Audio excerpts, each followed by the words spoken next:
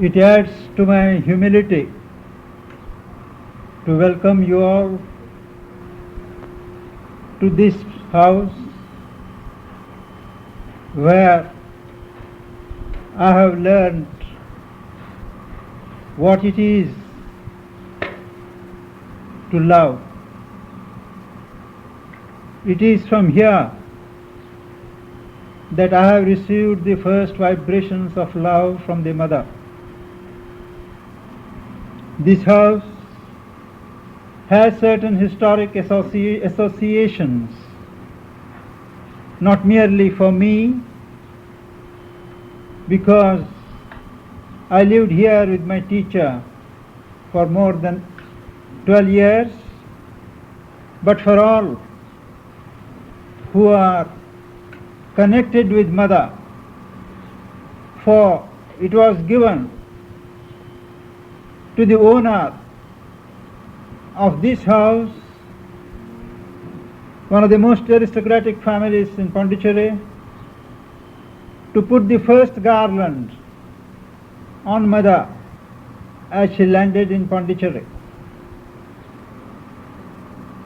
Many things have happened since then.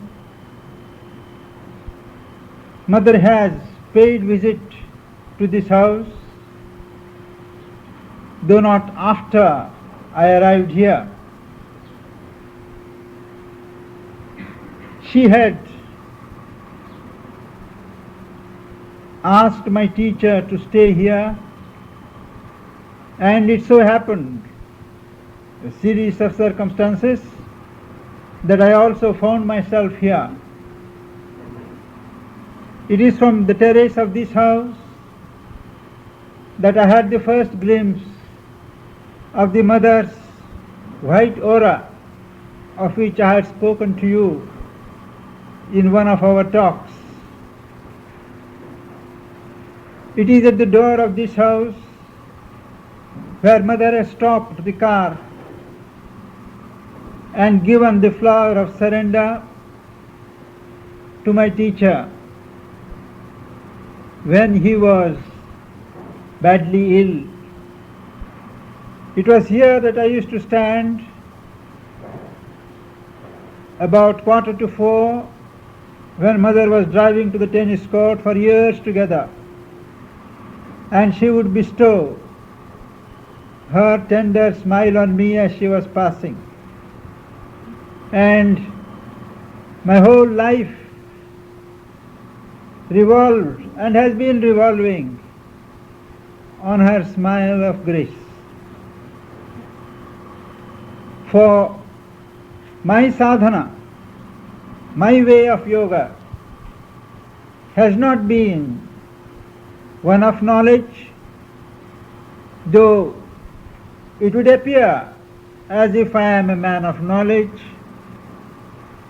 nor is it one of works, though there is apparently no dearth of works in my life, but essentially mine is a way of love, of devotion, of adoration, of love. When I was asked in the very early years of my life here what boon I would ask of the divine were I given the opportunity, I remember having said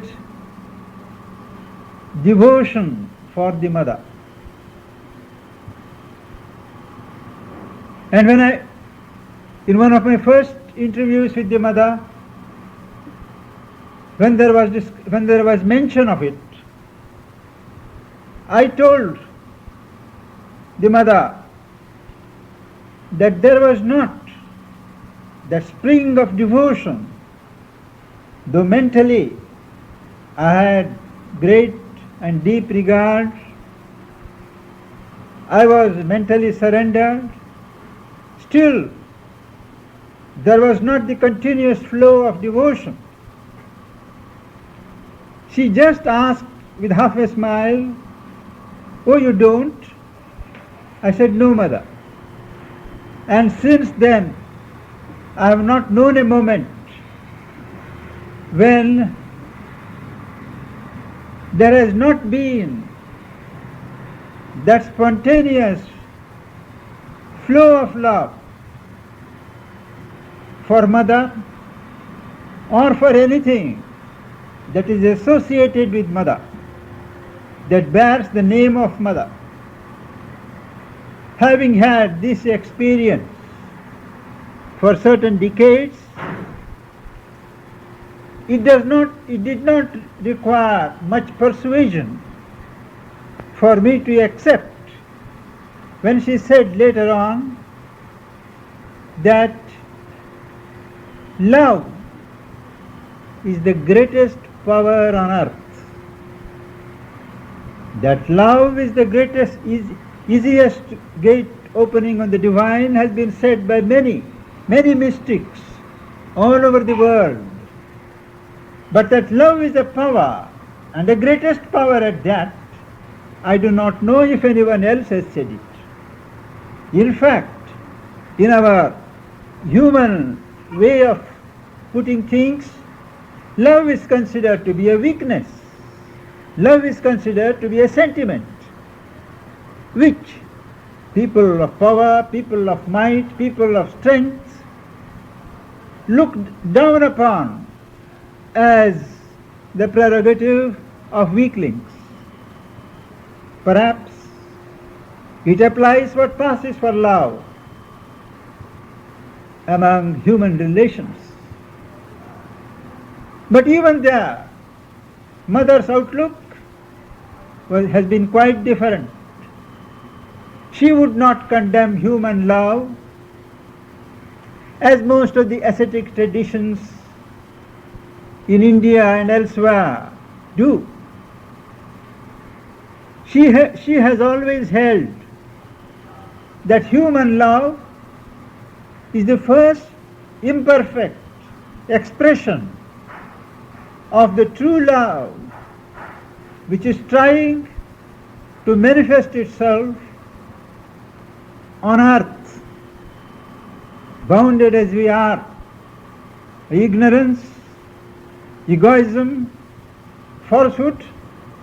It takes the form of self-regarding love.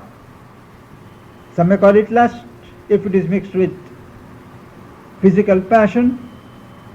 But whatever it is self-regarding.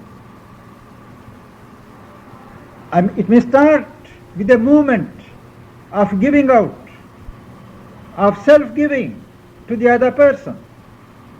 But as one goes on, one discovers the various strands in this human love, where every movement of outgoing is accompanied by a subtle demand that it should be responded to. There has to be a give and take. Otherwise, they complain of one-way traffic. There is a demand. There is an expectation, expressed or otherwise. This is what mother says bargaining. This habit of bargaining that starts and continues on the human level prolongs itself even in our relations with the divine in the earlier stages, or even longer, depending upon when the process of purification and catharsis is started. The human love is a step towards divine love. Take it from the mother that one who is not capable of human love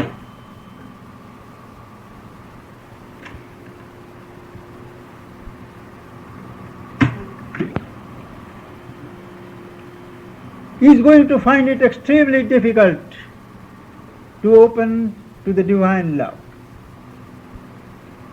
For the first indispensable step in both is the willingness and the capacity to give oneself. Here, at the lower stage, in the lower form, to give oneself with the expectation of something in return, whereas in the higher form, there is no expectation. There is only a self-giving again and again. Whether it is a love between a man and a woman, or a mother and a child, or between members of same society or family, these are only variations in degree. But texts which are called the Upanishads, it is unequivocally declared that one loves another not because it is one's wife or because it is one's husband, but because of the self. The capital self, mind you, not the egoistic self or the desire self. There is one divine, one self, stationing itself in me, stationing itself in you, in another. Once we come into contact, the self here leaps up to recognize its own placement in another body and calls. If there is not that immediate call, it only means there are so many layers or veils of ignorance yet to be crossed. When these veils are not there, when the self recognizes and sends out its emanation, calling the other, that is what is called affinity. This love is the greatest factor for unity. We speak of world unity, of collectivity, collective consciousness, Gnostic consciousness, Gnostic community, which is held as the ideal before Auroville, as it was held before the ashram for a long time. But how can this community come into being unless each member, each unit opens oneself to this divine love? And this divine love cannot take root, cannot sprout unless the element that constricts, the element that imprisons, the element that narrows, the ego, is eliminated. One has to die to oneself before one can be born in God's love. This is the importance of love. We may know, we may work, but unless our hearts are broadened enough, our emotions are trained enough to flow broadly, to look widely, unless we are able to identify ourselves with those around us in all details, not keeping any reserved areas for our own, unless that is done, a real collectivity of the spiritual type cannot come. That has been the mother's message. Indeed, there are many aspects for the teaching of the mother. But if I were asked to sum up her teaching in one word, to sum up the message of her life in one word, it is love and love and love. And it is with a great thrill that I have opened the section, the third part of the synthesis of yoga, the way of love, in order to be able to share with you all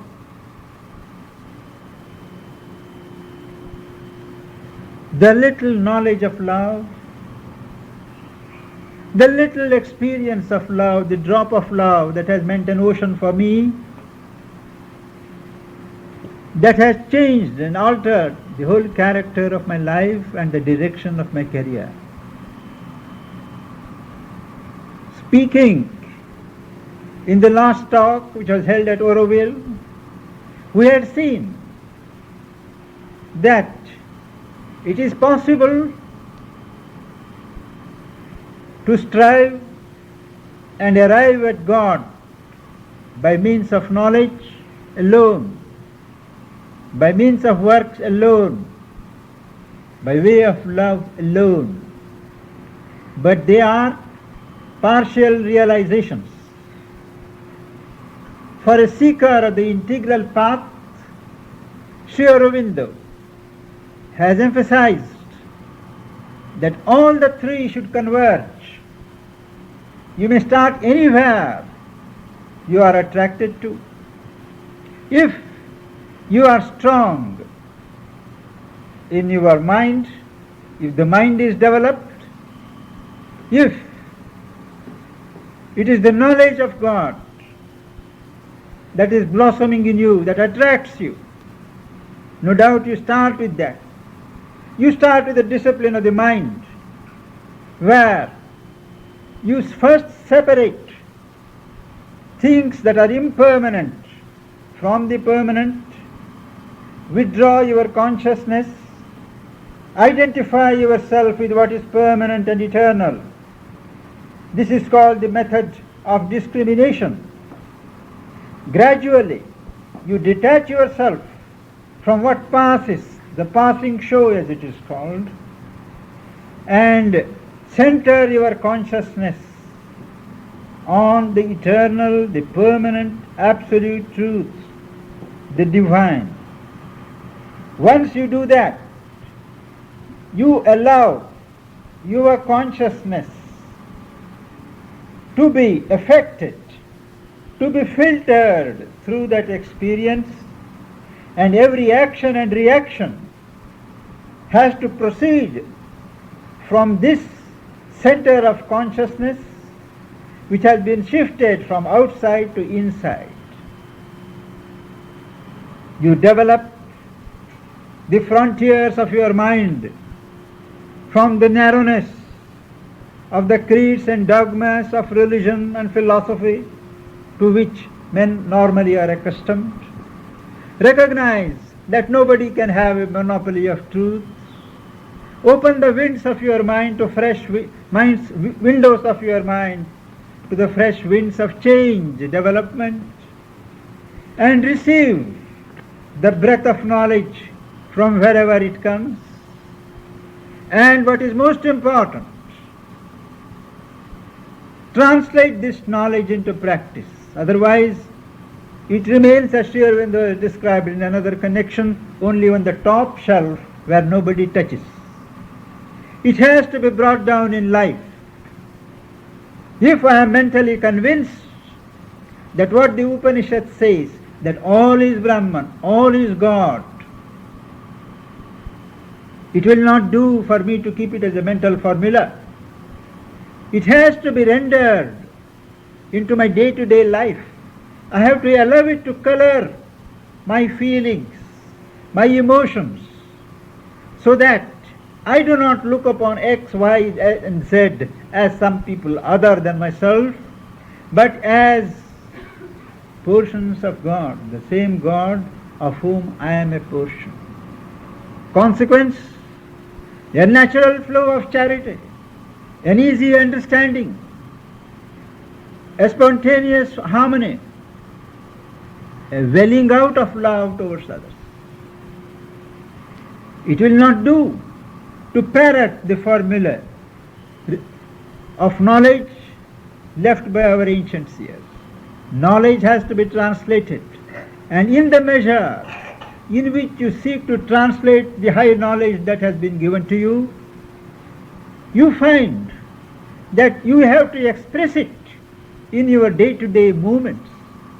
Your actions also become channels, not only of the radiation of knowledge, but means for the stabilization, for the establishment, for the confirmation of that knowledge in your own consciousness. And the result of this double operation, having knowledge in the mind, working out the knowledge in the ways of will, action, results in a natural love for the divine, for God, wherever you turn. So if you start with knowledge, you culminate in love, love of God everywhere. There are those who are dynamic, who have got a will to work. They don't care for knowledge. They say their hearts are dry. They have nothing to do with love, but they work. They are blessed with plenty of vitality and energy, which they are willing to dedicate to the divine. Well, this Sri Aurobindo says, start there. That is nature's indication where you are to start. You start. You place your will at the disposal of the divine. Make yourself an instrument. First offer your works to the divine. And offer. The test of true offering is only to work and not to care for the results. Not to always have an eye on the distant results, the fruits. That is left to the divine. Once you offer works to the divine, it is the look out to the divine what the results are. Once one starts doing disinterested service, the will gradually gets identified with the higher will of the divine, and instead of offering to the divine, being a servant of the divine, you become an instrument of the divine. It is the divine energy that flows. It is the divine will that presides over your will and acts. This sincere dedication, wholesale identification with the divine, acts leading to a complete identification of your consciousness with the consciousness of the master, of the mother, who receives your offering, consecration, and who works through you. You become the child of the mother. From a servant of the divine, a channel of the divine, you become a child of the divine. You are identified with the divine. And when you are identified with the divine, you know the springs of your action, of love. Works culminate in love. And there is the third category, those who start loving the divine. They feel a spontaneous devotion for divine. Not necessarily divine in a God in a church or in a temple. They feel the presence of the divine, maybe in a beautiful flower, maybe in the sea, maybe in the horizon, maybe in a beautiful person, maybe in a music. Wherever there are 1,000 ways in which the divine presence reveals itself. One feels a spontaneous rising of the consciousness, and it goes in adoration. One develops devotion for the divine. And as this devotion grows, the devotion changes its character into adoration. An outer adoration, devotion expressing itself in worship, slowly changes into an attitude of inner adoration, which continues even when you are not physically worshipping, even when you are not physically engaged in the ritual of devotion. This inner adoration, as it deepens, melts into love. There is no more the consciousness that I am the adorer and you are the adored, that I love and the divine is to be loved. There is total oneness. With the birth of love, there starts the identification, the growth towards union with the divine, and union is the crown of love. As one loves more and more, one begins to know what one loves. There is a spontaneous manifestation of the contents of the being that one loves. And that is true knowledge. And love will not be bottled up. It is impossible for love of God to be corked into myself. It insists on flowing out in words, in emotions, in actions. Acts that reach out the grace of God, that speak out the love of God. Even when you start with love, the way of love gathers on its way the gains of knowledge, the gains of works. So whichever way you start, knowledge, will, love, all the three combine. And we, as human beings of the 20th century, who have known a multiple development of personality, a many-sided development of consciousness, it is natural that we should seek for an integral realization. We have, in the course of the last 2 years, familiarized ourselves with the essential concepts of the yoga of works, followed by a broad outline of the yoga of knowledge, and now the crowning phase is the yoga of love. It is only when we allow our understanding of the yoga of works and yoga of knowledge to blossom in the yoga of love that we shall be ready to put our first step in what Sri Aurobindo has called the yoga of self-perfection. It's a long way still, but each one of us is fortunate here in this, that each one has tasted a drop of divine love as poured out through the manifestation of the Mother. Whether all who are here have had the privilege of personally meeting and having an exchange, physical exchange with the Mother or not, the fact that they are here in this atmosphere, which has been charged with the presence of Sri Aurobindo and the Mother for over 5 decades, is enough guarantee that they cannot escape the vibrations of love.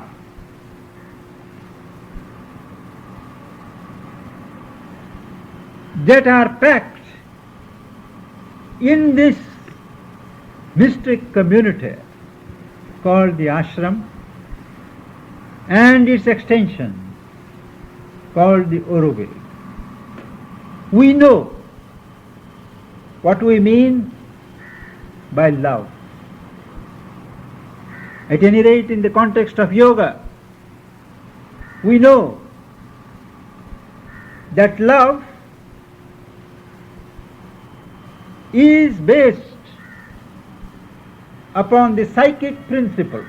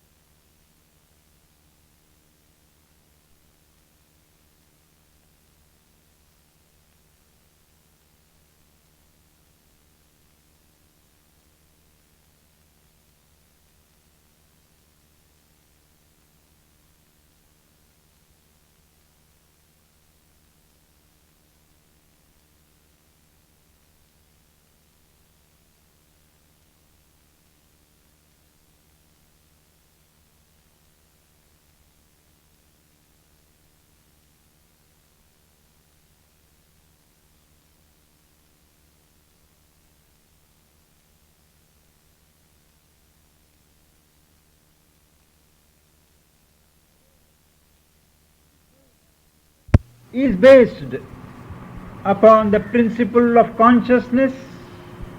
What is consciousness? In the higher hemisphere, the upper half is projected on earth as knowledge. What is force? Consciousness force is projected as force, strength, power. What is existence? Projects itself as being, matter. And what is delight? What is bliss? That projects itself as love. And the seed of love, just as knowledge is embodied in the mind,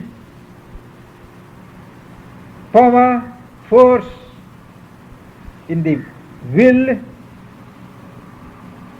existence in matter, similarly, love is embodied in the psychic center, the psychic being.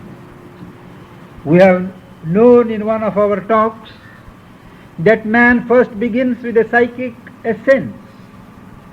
That essence, as one grows, becomes the psychic element. With the gathering of further experience, the psychic element becomes a psychic entity. The psychic entity, with further development, mainly spiritual, becomes a psychic personality. And when the psychic personality arrives at its acme of development possible in the human body, it unites with the overself, with the divine representative presiding over our destiny, over the destiny of each individual. So love, the source of love, is in our depth. All religion, all spiritual life is aimed at establishing a bridge between man as he is and God as he conceives. Most of the religions imagine or conceive of God as a power, as some existence above. Man is a pale reflection, a tiny entity who has to strive, to labor and arrive at God. If religions posit an enormous distance between God and man, yoga aims to bridge the gulf and to arrive at a union of man with God. You start with the conceptions of religion as they are, but as you begin to practice yoga, the inner discipline for expansion of your consciousness, deepening of your consciousness, you begin to realize more and more that the divine, the Godhead, is after all only the highest term of your own being.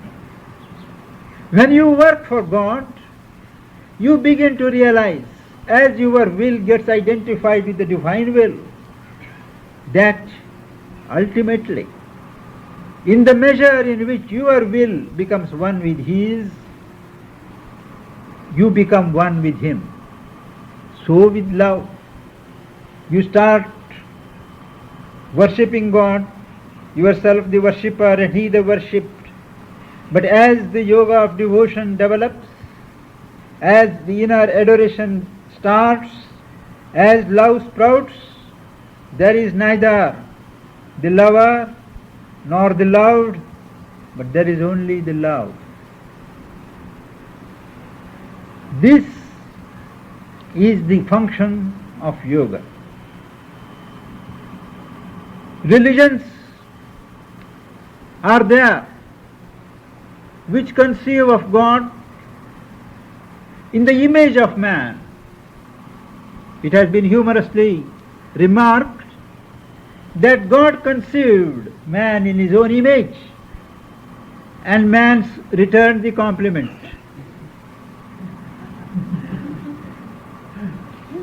He thinks of his narrow self, his anger, his way of doing things, his way of rewarding, his way of accepting things, flattery, praise, condemnation, anger, and he invests all God with all these qualities,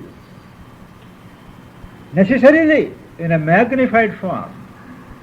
God is a magnified man. He punishes. There is fear. He is amenable to flattery. He will weigh the scales in your favor on the day of judgment if only you know how to flatter him. So there are psalms, so there are prayers in which you sin merrily all along and then seek to redress the balance by doing charity, by taking his name at the last moment. Now all these are anthropomorphic conceptions, relics of the past. Man today has awakened and he knows that what he thinks is not even the best image of himself. He himself, as he evolves, knows that these are all primitive costumes, psychological and physical, which he has to leave behind. There are philosophers who would point out to you that to think of personal God, to think that by worshipping God you will arrive somewhere and you will seek his grace, is another superstition. They say God is impersonal, God is infinite, God is immutable. And it is a folly of the human mind to conceive of the divine in personal terms. Well, if the divine is impersonal, certainly there is no room for love. For what happens in spiritual life when one conceives of the divine as impersonal and one stills the emotions, keeps the mind silent, there is only a settling of calm, of peace, of a deep sense of oneness.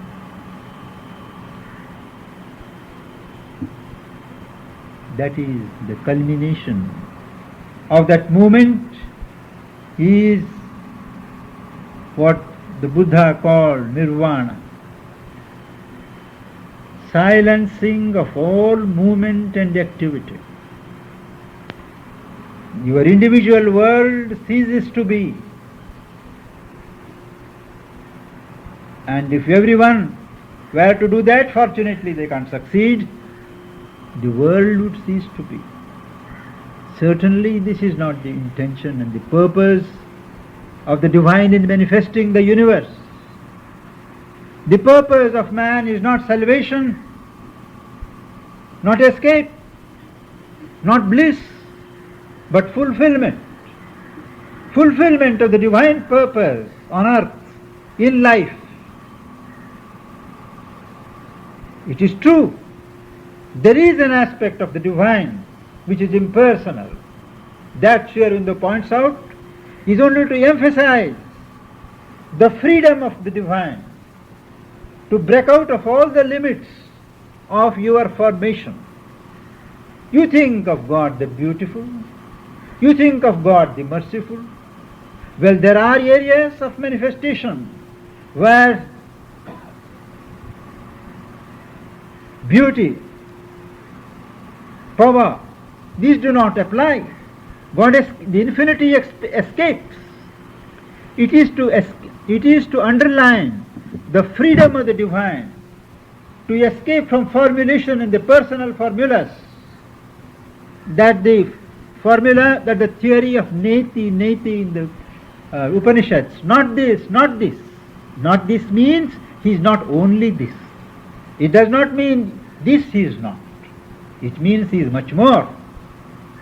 He is much more than what you see. He is this plus something else.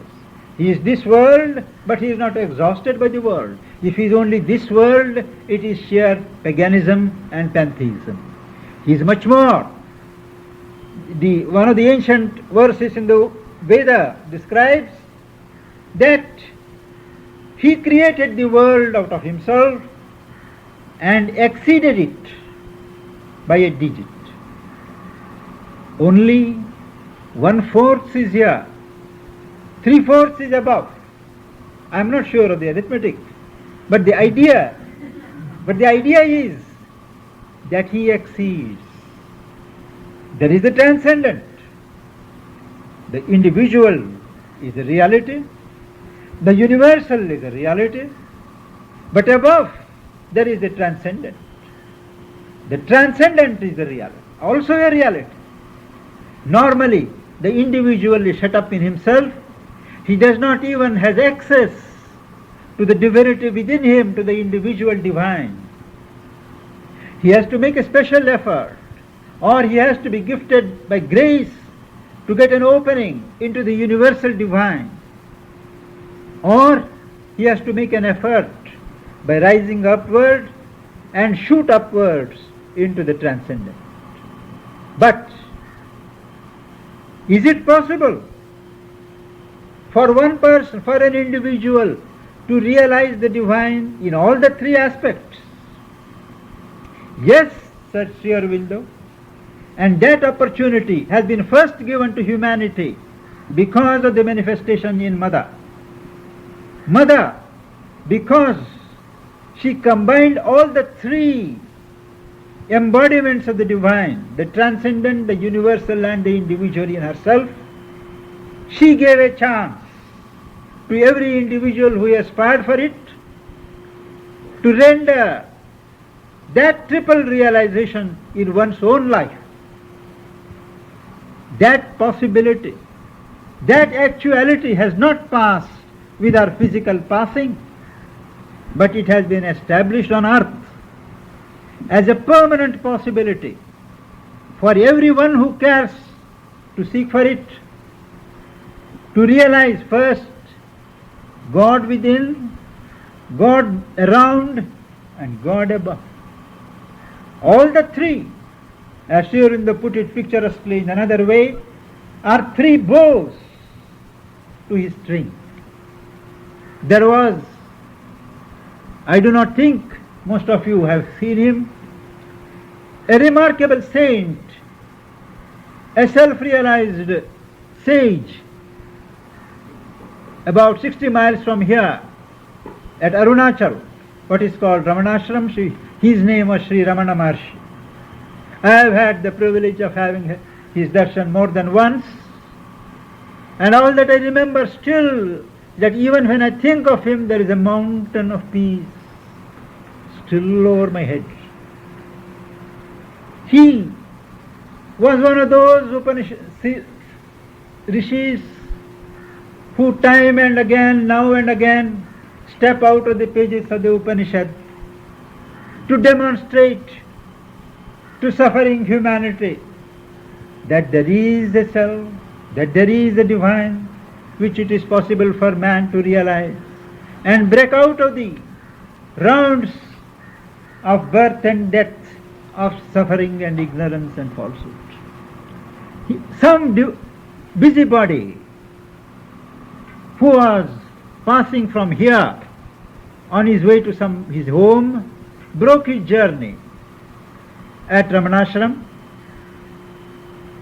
and knowing full well that that philosophy is different from this philosophy, he put the question to Maharshi. You are saying that God is to be realized. The reality, Maharshi never spoke of God and all that, he spoke of reality. Reality is to be realized by going within. But Sri Aurobindo says in Pondicherry that The supramental consciousness or the reality or whatever name they call it has to come from above, has to descend, and they are all waiting for it. You must know that each person comes with a particular mission, particular destiny. Particularly when it is a God-given mission, he is given that vision, that perspective, that material which is necessary to fulfill that mission. He was not a literary man, he did not know English, he had not bothered to study literature. What he spoke was from his experience. So the Maharshi said, but the reality is here. From where can the reality come? What is this up and down? I don't understand. Well, that busybody faithfully transmitted that remark to somebody here, who also, not having anything else to do, promptly wrote to the mother. What is this? All are God-realized people, and each one speaks a contradictory language. When it was put to Sri Aurobindo read it calmly, and he answered that I do not know precisely what the Maharshi has said, but I do know that the divine has many stations where he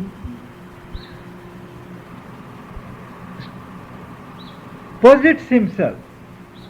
He used that classic expression, many strings to his bow. He is not only within, he is around, he is above, he is below, he is everywhere. He can sweep over you from any direction. That was very convincing. There is no contradiction anywhere. I do not know, I have lost the thread of what I was telling. Well, yes, I was saying that it is the mother's embodiment which has given the chance to each individual to realize the divine in all the three poises, the transcendent, the universal, and the individual. The impersonal is not the sole truth, but the personal also. The personal, if you ask a person, a devotee or a seeker who has had the realization of the divine as a person, he will tell you that the impersonal is only the background out of which the personal emerges. But it is the personal form that is paramount. It is not possible for an aspiring individual to connect himself consciously with what is impersonal, with what is infinite. What can you pray to if there is only an impersonal divine? To whom are you going to pray, and who is going to respond? Who is going to help? It is the experience to enable the human consciousness to link itself with the divine, to lift the human out of the present belt of ignorance. The divine takes a personal form and works in a concentrated manner. These are the various personal manifestations which help us to concentrate and converge our movements at one point. The divine is the Lord, He is the Master, He is the Beloved.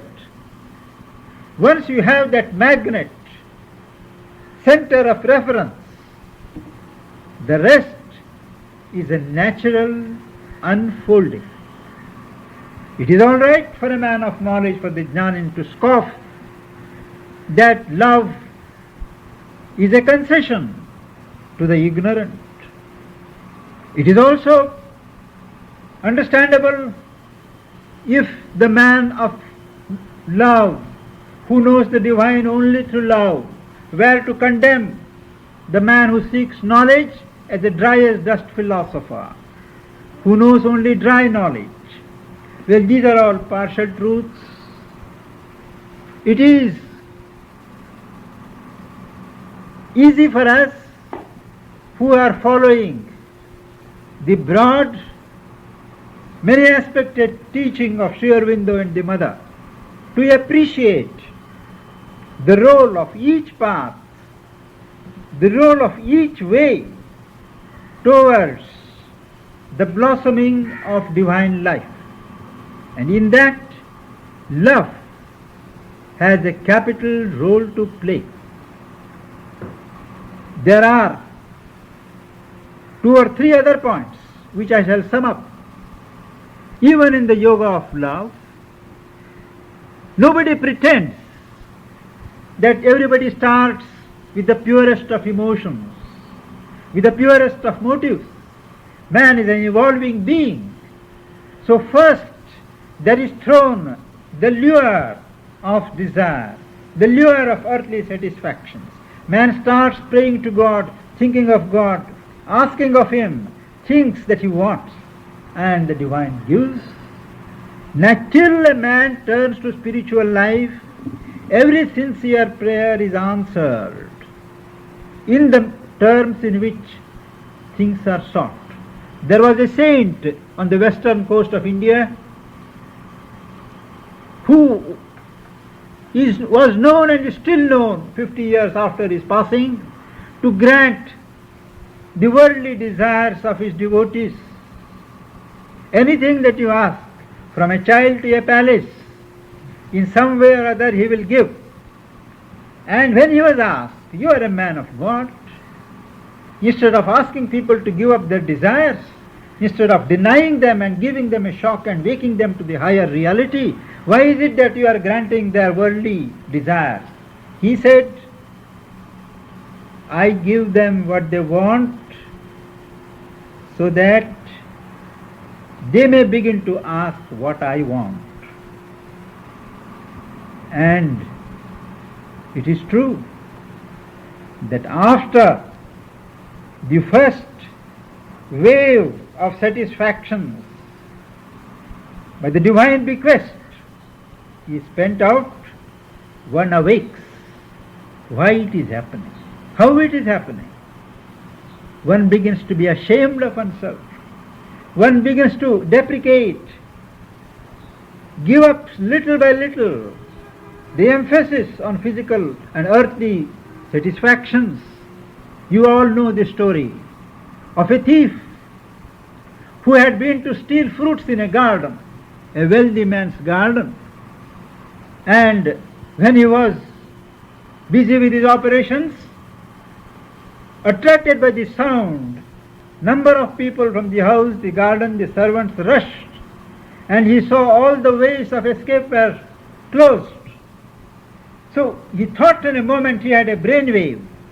He cast aside all his clothes elsewhere, and he sat cross-legged and shut his eyes.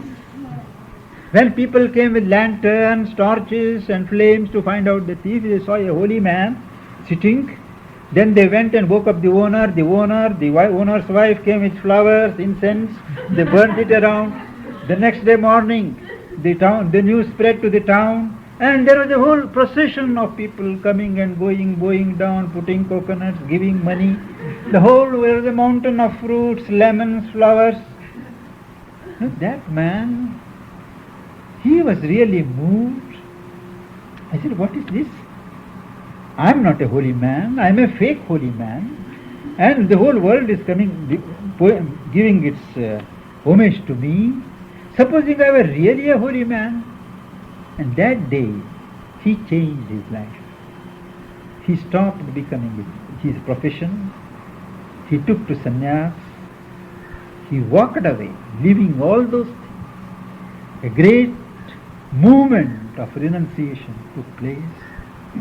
And we do not know what happened afterwards. But the moral is obvious. Whichever way you start,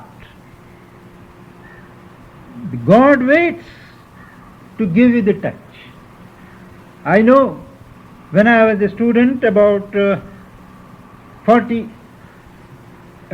years ago, there was a picture of a great Maharashtrian saint, Tukaram.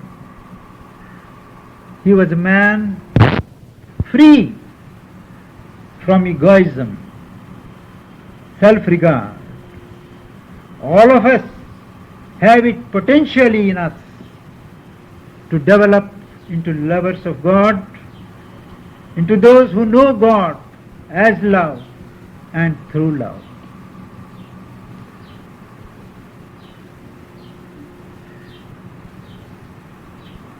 Any questions?